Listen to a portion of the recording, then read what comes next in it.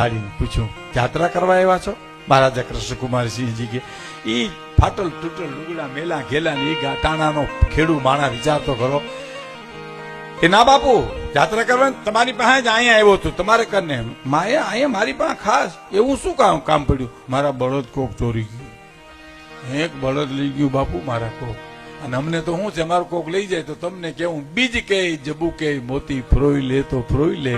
એ મહારાજા કૃષ્ણકુમારસિંહજી મોતીડું ફરોઈ લીધું કે આને ખબર નથી દેશ આઝાદ થઈ ગયો છે, રજવાડા ખતમ થઈ ગયા છે, આને ખબર નથી સાહેબ, હવે આને ખુલાસો ન કરાય.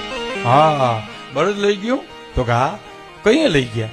કે બપોર ભાત આવ્યું મારે ઘરેથી ભાત લઈને આવ્યા, ઝાડને છાંયે હું જમ્યો, જમીન હૂતો ને ઉઠ્યો તો બળદ નહોતા.